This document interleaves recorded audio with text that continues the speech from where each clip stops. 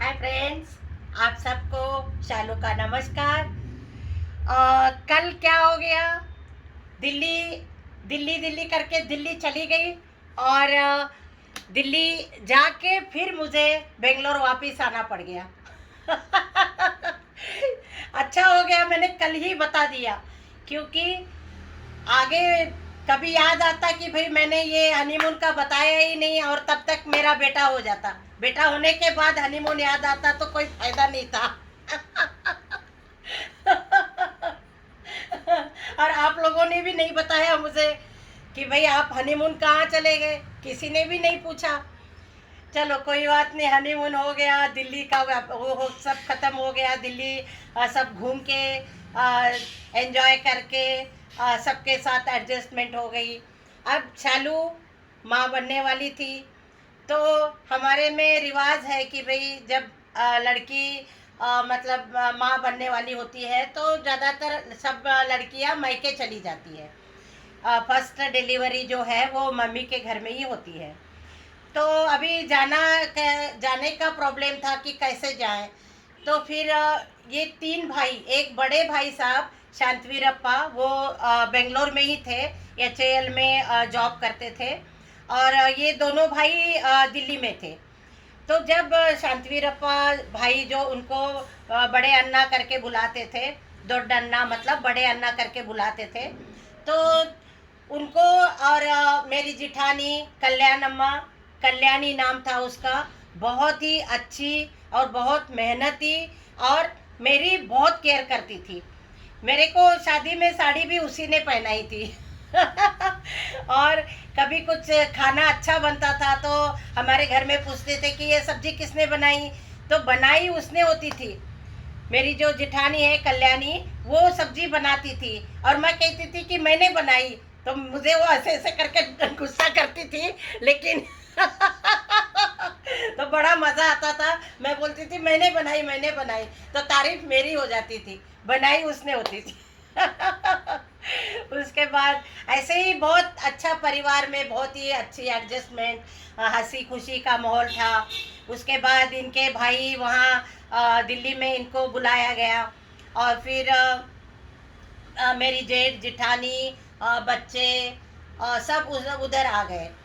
रवि उधर ही था, उसके साथ भारती और उनकी उनका एक लड़का और उदय, वो सब लोग एक साथ उधर आ गए। एक बड़ी काशीबाई थी, वो उसकी शादी हो गई थी तो वो नहीं आई थी। बाकी ये तीन बच्चे वहाँ आ गए थे।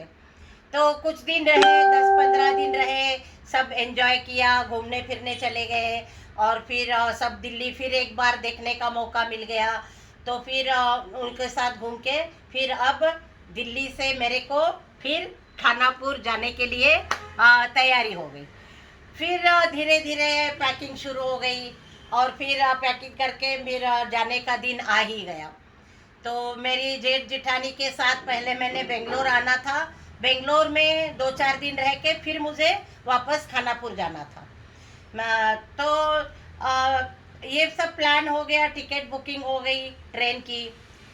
उसके बाद ट्रेन की टिकट बुकिंग हो गई और जाने का दिन आ गया। अभी इतने 6-7वां महीना था मेरे को, 7वें महीने में भेजने का प्लान कर लिया था। तो फिर 7वें महीने में सब तैयारी करके उनके साथ में बेंगलोर जाने का टाइम आ गया। जैसे ही हम स्टेशन पहुंचे, स्टेशन पहुंचते ही क्या हो गया, ट्रेन आ गई। अब हम दोनों की बातें ख़त्म ही नहीं हो रही थी। वो सब लोग इकट्ठे, मेरे बड़े जेठ, छोटे जेठ, सब आए थे स्टेशन पे छोड़ने के लिए कि शालू अभी जा रही है, बड़े भाई साहब जा रहे हैं, तो सब लोग आए थे स्टेशन पे। और जैसे ही ट्रेन आ गई, हमें होश ही नहीं। हम दोनों एक अलग जगह पे खड़े होके, शालू ऐसे रहना, ऐसे घूमने चले जाना, अपना ध्यान रखना, इनकी सब बातें थी, वो सुनाते रहे और मैं हाँ हाँ हाँ करती रही। और हम दोनों की बातें, अभी हम दोनों अलग हो रहे थे बहुत दिन के लिए, क्योंकि 2-3 महीने डिलीवरी के हो गए। उसके बाद फिर 3 महीने 4 महीने का बच्चा होने के बाद फिर दिल्ली वापस जाना था। तो बहुत ज़्यादा गैप शादी के बाद आने वाला था।